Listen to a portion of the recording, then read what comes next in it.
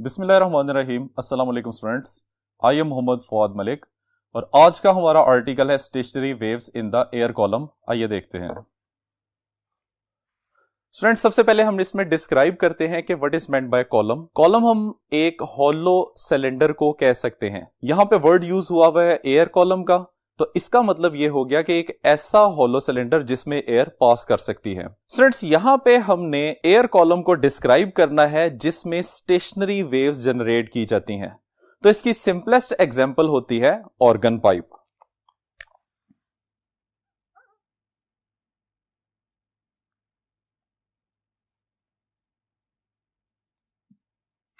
Students, organ pipe एक ऐसा instrument होता है, म्यूजिकल इंस्ट्रूमेंट होता है जिसको मुंह से बजाया जाता है। अब इसकी एग्जाम्पल फ्लूट होती है, तो इसको हम यहां पे लिख लेते हैं फ्लूट। डिफाइन करते हैं तो डेफिनेशन इसकी इस तरह से बनेगी, it is a wind instrument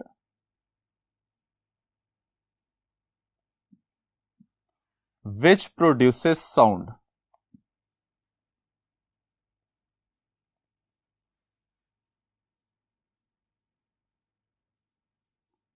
when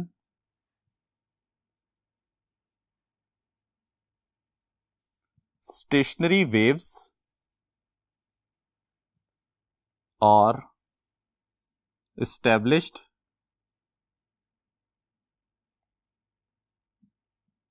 in it। तो स्टूडेंट्स, ऑर्गन पाइप एक ऐसा विंड इंस्ट्रूमेंट होता है जिसमें स्टेशनरी वेव्स प्रोड्यूस करने से साउंड जनरेट होती है। और यह बात हमें बंसरी के केस में भी पता है कि जब उसमें से एयर ब्लो करवाई जाती है तो उसमें साउंड प्रोड्यूस होती है। That production of the sound is due to the establishment of the stationary waves within the flute. Student, अब इसकी दो टाइप्स हो सकती हैं। एक वो जिसमें दोनों एंड्स ओपन होते हैं और एक वो जिसमें एक एंड क्लोज होता है। तो इसको हम टाइप्स में डिस्क्राइब कर देते हैं। Types of organ pipe.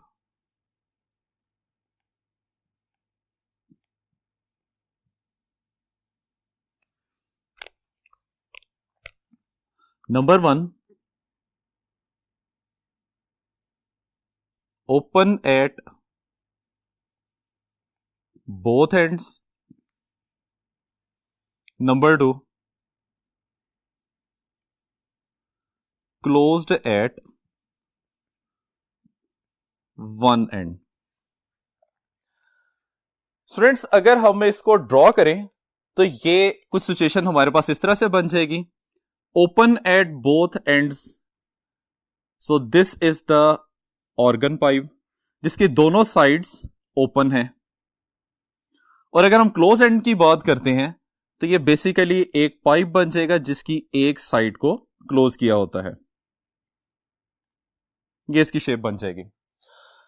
अब स्टूडेंट्स जरा गौर कीजिए, ये हमारे पास एक फ्लूट है जिसमें initially particles of the air normal position में है। इसका एक हम स्मॉल पोर्शन कंसीडर कर लेते हैं। अब स्टूडेंट्स, जब हम इसमें एयर ब्लो करवाते हैं तो हम देख सकते हैं कि जिस जगह पे ओपन एंड्स हैं वहां पे पार्टिकल के पास फ्रीडम ऑफ मोशन है। पार्टिकल अपनी पोजीशन से लार्जली डिस्प्लेसमेंट ट्रेस कर सकते हैं।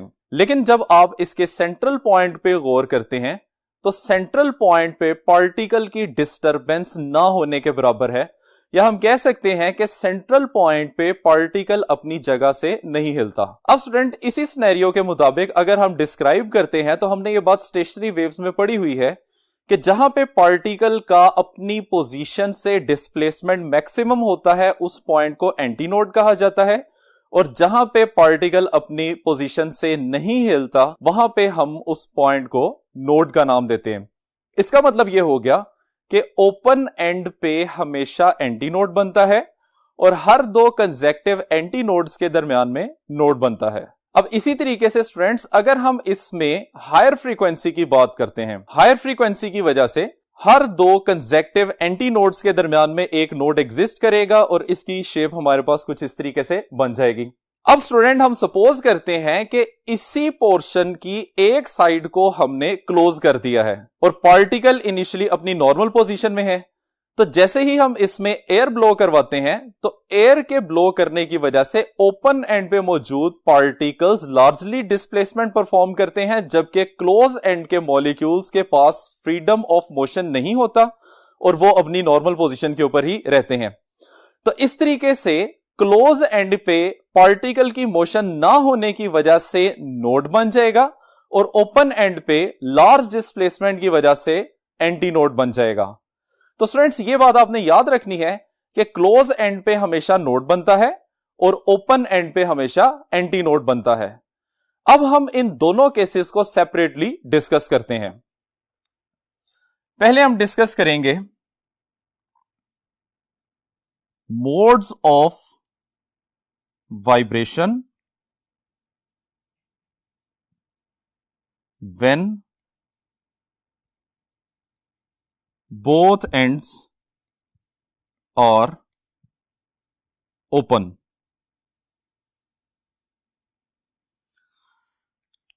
स्टूडेंट इस केस में जो ऑर्गन पाइप हम यूज करेंगे, this is the organ pipe जिसकी लेंथ L के इक्वल है। हमने इसमें लॉन्गिट्यूडनल स्टेशनरी वेव्स प्रोड्यूस करनी है, लेकिन प्रोसेस को समझने के लिए हम यहां पे उन्हें ट्रांसफर वेव की फॉर्म में डिस्क्राइब करेंगे। अब स्टूडेंट्स इसमें हम डिफरेंट फ्रीक्वेंसी की स्टेशनरी वेव्स जनरेट करेंगे और कॉरेस्पॉन्डिंग उनकी फ्रीक्वेंसी को कैलकुलेट करेंगे। तो सबसे पहले हम इसमें फर्स्ट मोड ऑफ वाइब्रेशन को डिस्क्राइब करते हैं। जी स्टूडेंट्स, इसमें सबसे पहले आ जाएगा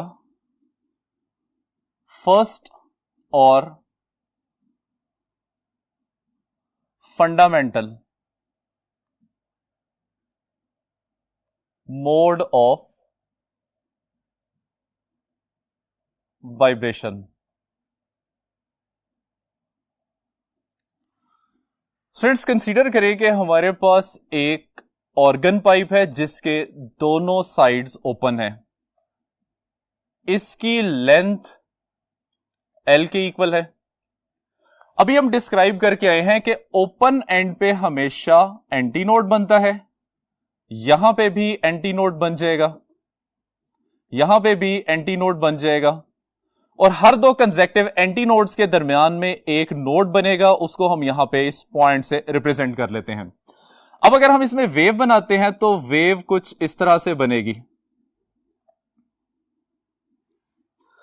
स्टूडेंट्स यहां पे अभी हमने ये देखना है कि L लेंथ में कितनी वेवलेंथ्स एग्जिस्ट करती हैं।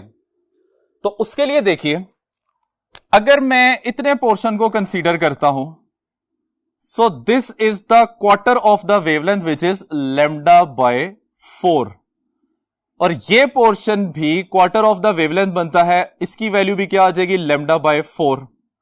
तो L length of the organ pipe में कितनी वेवलेंथ एग्जिस्ट करती हैं, आप λ/4 और λ/4 को ऐड कर लें तो रिजल्ट किसके इक्वल आ जाएगा, λ/2 के इक्वल आ जाएगा।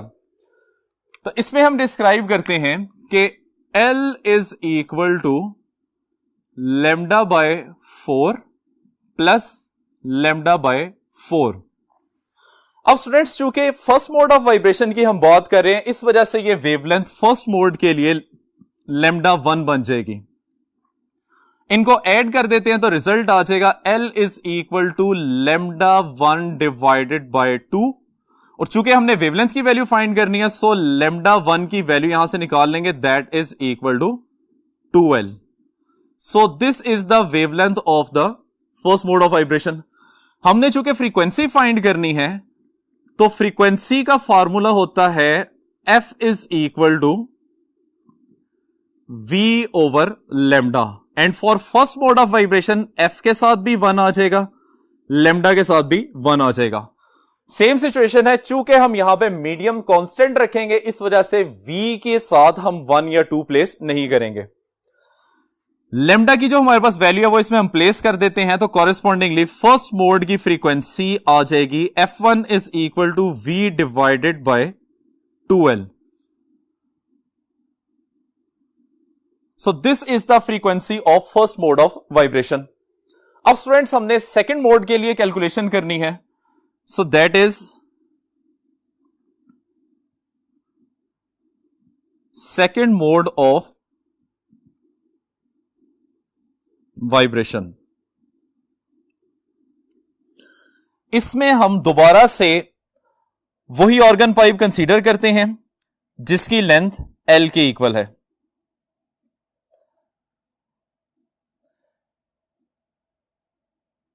इसकी दोनों साइड्स ओपन है. ओपन साइड पे हमेशा एंटी नोड बनता है, यहां पे भी एंटी नोड बन जाएगा. लेकिन स्टूडेंट्स अब चूंकि इसमें हमने पहले से ज्यादा वाइब्रेशन जनरेट करनी है तो उसके लिए हम इसमें एंटी नोड के बाद एक नोड, फिर सेंटर में एंटी नोड और फिर इन दो एंटी नोड्स के दरमियान में एक नोड को कंसीडर कर लेते हैं. कॉरेस्पॉन्डिंग वेव फॉर्म कुछ इस तरह से बन जाएगी. नोड के पॉइंट को हम यहां सेंटर में रिप्रेजेंट कर लेते हैं. अब अगर हम वेव की बात करें तो वेव इसकी इस तरह से बनेगी.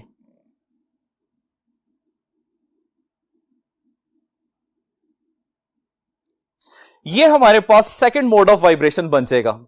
अब हमने देखना है कि ऑर्गन पाइप जिसकी लेंथ L है उसमें कितनी वेवलेंथ एग्जिस्ट करती हैं. स्टूडेंट्स अगर आप गौर करें तो इतना पोर्शन वही है जो कि पहले हम डिस्क्राइब करके आए हैं एज λ/4. तो इसको हम लिख लेते हैं λ/4 और ये वाला पोर्शन भी सेम है, इसको भी हम क्या लिख लेते हैं λ/4. लेकिन ये सेंटर वाला पोर्शन जो है ये एक कंप्लीट लूप को रिप्रेजेंट कर रहा है जिसकी वैल्यू λ/2 होती है. तो इसको हम लिख लेते हैं λ/2. अब L लेंथ में कितनी वेवलेंथ आएंगी हम इन तीनों को ऐड कर लेते हैं तो ये बन जाएगा here L is equal to λ/4 plus λ/2 plus λ/4. अब चूंकि ये सेकंड मोड ऑफ वाइब्रेशन है इस वजह से लैम्डा के साथ 2 आ जाएगा. इसको अगर आप सिंप्लीफाई करते हैं तो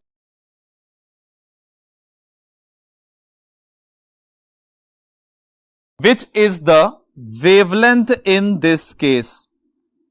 और इसको हम जनरल फॉर्मूला डिस्क्राइब करने के लिए लिख सकते हैं λ2 is equal to 2L divided by 2, जो कि हम इसका जब जनरल फॉर्मूला डिस्क्राइब करेंगे तो वहां पे हम इसको यूज करेंगे. ठीक है. अब इस मोड की फ्रीक्वेंसी की value now F2 is equal to V divided by λ2 और इसको हम लिख सकते हैं V डिवाइडेड बाय L. अब चूंकि हमने यहां पे सेकंड मोड की फ्रीक्वेंसी का फर्स्ट मोड की फ्रीक्वेंसी के साथ रिलेशन डिस्क्राइब करना है तो फर्स्ट मोड की फ्रीक्वेंसी में बटे में 2 आ रहा है तो इसको हम मल्टीप्लाई और डिवाइड कर देंगे 2 से. तो इसकी शेप कुछ इस तरह से बन जाएगी that is 2V divided by 2L. अब यहां ब्रैकेट में जो फैक्टर हमें नजर आ रहा है that is the frequency of fundamental mode. तो इसको हम रिप्लेस कर सकते हैं और कॉरेस्पॉन्डिंगली F2 की वैल्यू आ जाएगी 2 टाइम्स ऑफ F1. मतलब कि हम कह सकते हैं कि सेकंड मोड की फ्रीक्वेंसी फर्स्ट मोड की फ्रीक्वेंसी का ट्वाइस है. अब स्टूडेंट हमने थर्ड मोड के लिए कैलकुलेशन करनी है.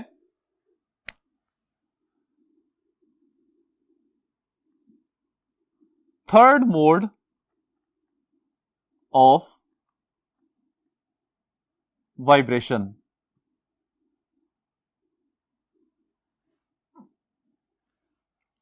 इसमें स्टूडेंट उसी तरीके से हम एक ऑर्गन पाइप को कंसीडर करेंगे जिसकी लेंथ L के इक्वल है.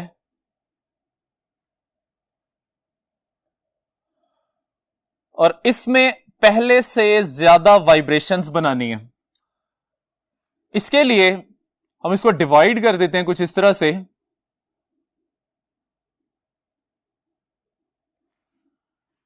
ओपन एंड पे एंटी नोड और यहां पे भी एंटी नोड बनेगा. अब अगर हम यहां वेव फॉर्म बनाते हैं तो वेव फॉर्म कुछ इस तरह से बन जाएगी.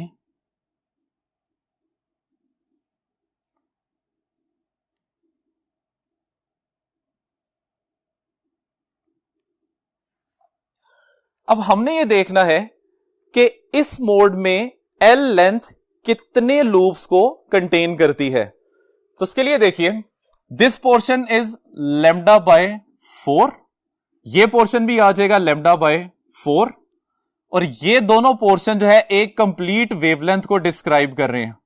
सो दिस इज लेमडा। हम लिख सकते हैं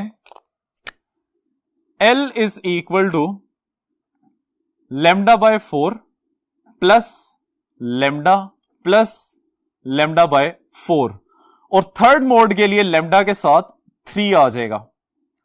सिंप्लीफाई करेंगे तो इसका आंसर बन जाएगा 3 लेमडा 3 बाय 2, और कॉरेस्पॉन्डिंग लेमडा 3 की वैल्यू बन जाएगी 2L डिवाइडेड बाय 3। नेक्स्ट हमने फ्रीक्वेंसी की वैल्यू फाइंड करनी है। So F3 that is equal to V divided by lambda 3 which is equal to V divided by 2L divided by 3, और इसको अरेंज करके लिखते हैं तो ये बन जाएगा 3 times of V divided by 2L, which is the frequency of the third mode of vibration. लेकिन चूंकि हमने फर्स्ट मोड ऑफ वाइब्रेशन के साथ इसका रिलेशन डिस्क्राइब करना है, इस वजह से ब्रैकेट में मौजूद V डिवाइड बाय 2L को हम F1 से रिप्लेस कर देंगे। तो इसका मतलब यह है कि थर्ड मोड की फ्रीक्वेंसी बन जाएगी F3 which is equal to 3 times of F1। अब स्टूडेंट्स, हमने जनरल फॉर्मूला बनाने के लिए nth मोड ऑफ वाइब्रेशन की फ्रीक्वेंसी और वेवलेंथ डिस्क्राइब करनी है।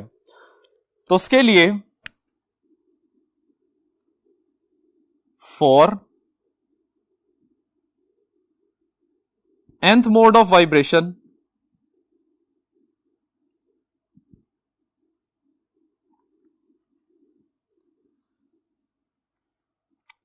पहले वेवलेंथ की अगर हम बात करें तो लेमडा 1 की वैल्यू निकली थी 2L, लेमडा 2 की वैल्यू निकली थी L, लेमडा 3 की वैल्यू निकली थी 2L डिवाइडेड बाय 3।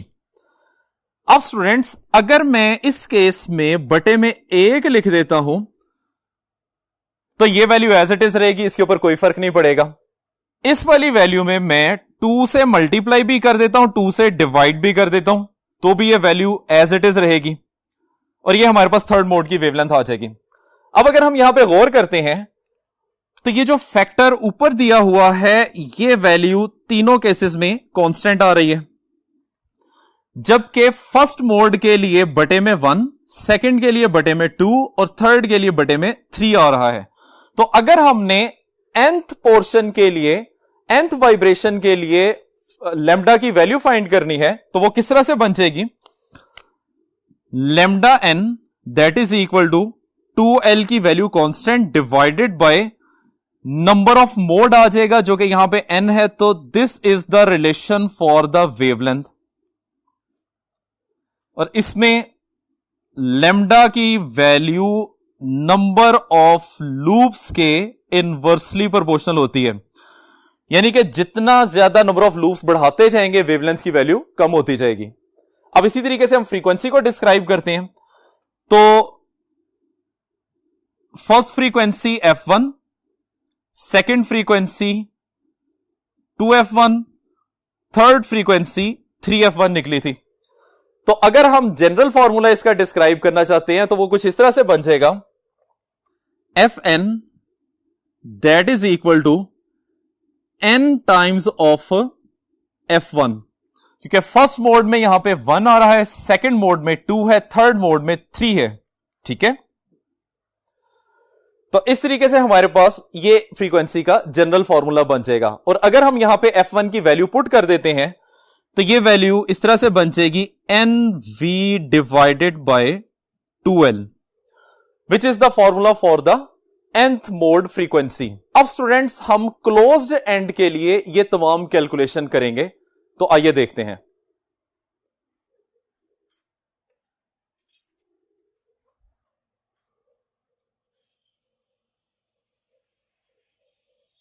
स्टूडेंट्स, अब हमने ऑर्गन पाइप के वन एंड क्लोज्ड के लिए ये सारी कैलकुलेशन करनी है।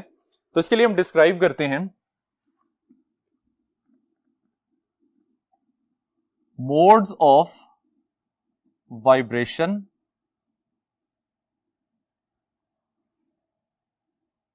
इन organ pipe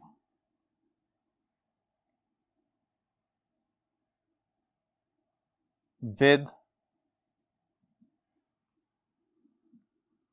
one closed end।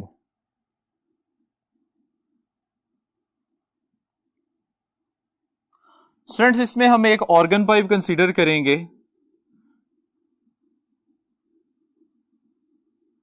जिसकी एक साइड क्लोज्ड होगी और इस ऑर्गन पाइप की लेंथ भी हम एल के इक्वल कंसीडर करेंगे।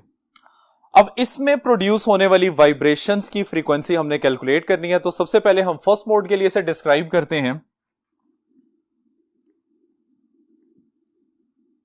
फर्स्ट और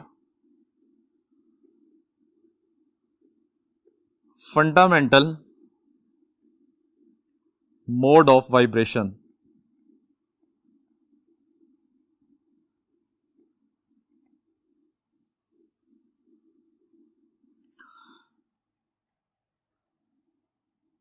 हम एक one and closed organ pipe consider करते हैं जिसकी लेंथ एल के इक्वल है। स्टूडेंट्स, ये है ओपन एंड। ओपन एंड पे हमेशा एंटी नोड बनता है और क्लोज एंड पे पार्टिकल के पास फ्रीडम ऑफ मोशन चूंकि नहीं होता, इस वजह से यहां पे हमेशा नोड बनेगा। अब इसके कॉरेस्पॉन्डिंग अगर हम इसमें वेव डिस्क्राइब करते हैं तो वेव की शेप कुछ इस तरह से बन जाएगी।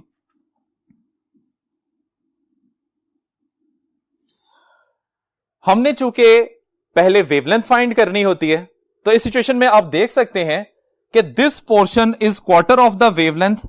तो अगर लेमडा वेवलेंथ है तो हम इसको डिस्क्राइब कर सकते हैं this is lambda by 4। So we can write it as L is equal to lambda by 4। अब चूंकि ये फर्स्ट मोड ऑफ वाइब्रेशन है, इस वजह से लेमडा के साथ 1 आ जाएगा। सो चूंकि हमें लेमडा 1 की वैल्यू चाहिए विच इज इक्वल टू 4L। अब स्टूडेंट्स, हमने फ्रीक्वेंसी की वैल्यू फाइंड करनी है। तो फ्रीक्वेंसी इन दिस केस आ जाएगी now F1 is equal to V divided by lambda 1। और अगर हम इसमें लेमडा 1 की वैल्यू पुट करते हैं तो यह बन जाएगा V divided by 4L which is known as fundamental frequency of closed end organ pipe, या जिसको हम फर्स्ट मोड की वाइब्रेशनल फ्रीक्वेंसी कह सकते हैं। अब स्टूडेंट्स, हमने सेकंड मोड के लिए कैलकुलेशन करनी है। आइए देखते हैं। Second mode of vibration. Students, इसमें हम same one and closed organ pipe consider करते हैं और इसमें आपने पहले से ज्यादा वाइब्रेशंस जनरेट करनी है। क्लोज्ड एंड पे हमेशा नोड रहेगा और ओपन एंड पे हमेशा एंटी नोड रहेगा। तो अब जो हमारे पास सिचुएशन बनती है उसमें वेव फॉर्म कुछ इस तरह से आ जाएगी।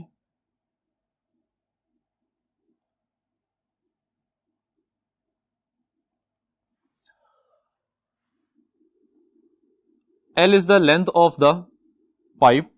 अब L लेंथ के अंदर कितनी वेवलेंथ एग्जिस्ट करती है तो उसकी कैलकुलेशन के लिए देखिए, ये portion as it is lambda by 4 और ये पोर्शन लेमडा बाय 2 आ जाएगा। अब स्टूडेंट्स, अगर हम गौर करते हैं तो फर्स्ट मोड के मुकाबले में यहां पे पहले मोड के 3 गुना ज्यादा वेव्स जनरेट हो रही हैं। लाइक अगर हम इसमें कैलकुलेशन करते हैं तो ये कुछ इस तरह से बन जाएगा L length carries lambda by 4 plus lambda bye 2 wavelengths. अब सेकंड मोड की वजह से हम इसको डिस्क्राइब करते हैं लेमडा 3। क्यों लेमडा 3 हमने यहां पे लिखा है? बिकॉज पहले पोर्शन के केस में यहां पे 3 गुना ज्यादा वेवलेंथ आ रही है। फर्स्ट मोड में हमारे पास जस्ट लैम्डा बाय 4 थी। अगर हम लैम्डा बाय 2 को एक्सपेंड करते हैं तो basically lambda by 2 is equal to lambda by 4 plus lambda by 4। तो पहले केस के मुताबिक यहां पे 3 गुना ज्यादा वेवलेंथ आ रही है, इस वजह से हम इसको लैम्डा 3 से मेंशन करते हैं। अगर इसको हम कैलकुलेट करते हैं तो ये वैल्यू आ जाएगी 3 लैम्डा 3 बाय 4, और यहां से चूंकि हमने लैम्डा 3 की वैल्यू निकालनी है which is equal to 4L divided by 3। So this is the wavelength for second mode. अब इसमें हमने फ्रीक्वेंसी की वैल्यू फाइंड करनी है, तो चूंकि लैम्डा 3 है इस वजह से फ्रीक्वेंसी को भी हम F3 डिस्क्राइब करेंगे which is equal to V divided by lambda 3, और लैम्डा की यहां पे वैल्यू प्लेस करेंगे तो ये बन जाएगा 4L डिवाइडेड बाय 3। अरेंज करने के बाद F3 is equal to 3 into V divided by 4L। ये हमारे पास सेकेंड मोड की फ्रीक्वेंसी आ जाएगी। अब स्टूडेंट्स ब्रैकेट के अंदर जो पैरामीटर है हमें पता है कि ये फंडामेंटल मोड की फ्रीक्वेंसी है, तो इसको रिप्लेस कर देते हैं, तो रिजल्टिंग वैल्यू आ जाएगी F3 is equal to 3 times of F1। इसी तरीके से अब हमने थर्ड मोड ऑफ वाइब्रेशन को कैलकुलेट करना है। For third mode of vibration, students इसके लिए हम सेम L लेंथ का ऑर्गन पाइप कंसीडर करेंगे, और इसमें हमने पहले से ज्यादा वाइब्रेशंस जनरेट करनी है। क्लोज एंड पे हमेशा नोड बनेगा, ओपन एंड पे हमेशा एंटी नोड बनेगा। अब नेक्स्ट सिचुएशन इसकी कुछ इस तरह से बनेगी।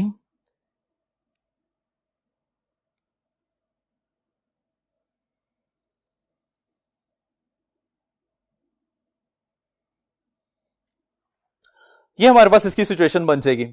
अब हमने टोटल L लेंथ के अंदर कितनी वेवलेंथ आ रही है उसको अगर हम कैलकुलेट करें तो स्टूडेंट्स ये पोर्शन बन जाएगा लैम्डा बाय 4। इसको अगर हम कैलकुलेट करें सो this is lambda by 4 and this is also lambda by 4, और इसमें भी वैल्यू लैम्डा बाय 4 और लैम्डा बाय 4 आ जाएगी। अब यहां पे देखें with respect to first mode which was lambda by 4, यहां पे कितने times of lambda by 4 value आ रही है। So this is 5 times of lambda by 4। इसका मतलब है इसमें 4 वैल्यू एग्जिस्ट नहीं करती। पहले हम यहां पे डिस्क्राइब करके आए कि इसके अंदर 2 वैल्यू एग्जिस्ट नहीं करती। 1 के बाद डायरेक्टली 3 टाइम्स आ गया था, और 3 के बाद डायरेक्टली 5 टाइम्स इसकी वैल्यू आ गई है। तो हम इसको लिख सकते हैं L is equal to lambda by 4, ये फर्स्ट वैल्यू आ जाएगी। ये पोर्शन कंप्लीटली वेवलेंथ के इक्वल है, तो इसको हम लिखेंगे plus lambda.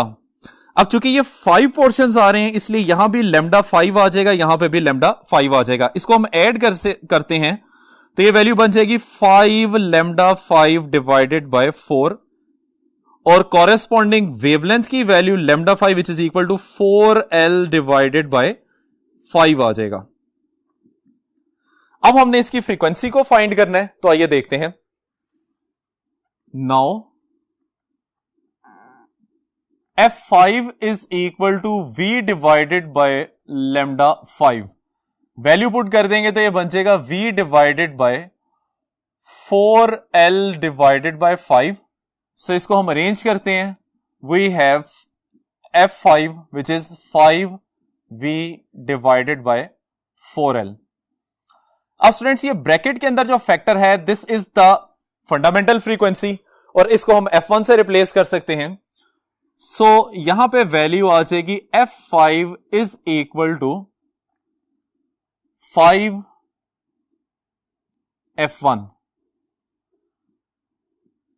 So this is the frequency of the third mode of vibration.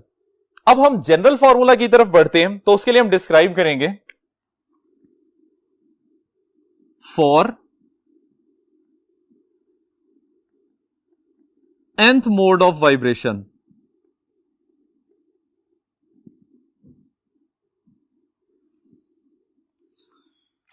Wavelength के लिए जनरल फॉर्मूला हम डायरेक्ट लिखने लगे हैं, विच इज लैम्डा एन. इस केस में ये 4L डिवाइडेड बाय n बन जाएगा. और कॉरेस्पॉन्डिंग अगर हम फ्रीक्वेंसी को डिस्क्राइब करें तो Fn is equal to n times of F1, where n is equal to 1, 3, 5. Only odd harmonics exist, कोई इवन हार्मोनिक इसमें एग्जिस्ट नहीं करता. ठीक है, तो हम लिख सकते हैं ओनली odd harmonics exists in closed end organ pipe. So open end organ pipe is richer in harmonics. क्योंकि ओपन एंड ऑर्गन पाइप में इवन भी होते हैं और ऑड भी होते हैं, जबकि क्लोज एंड ऑर्गन पाइप में सिर्फ ऑड हार्मोनिक्स एग्जिस्ट करते हैं. तो इसको हम इस तरीके से डिस्क्राइब कर सकते हैं,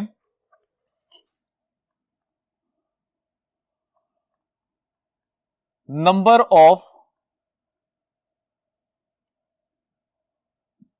harmonics in open end is equal to 2 times of number of harmonics in closed end.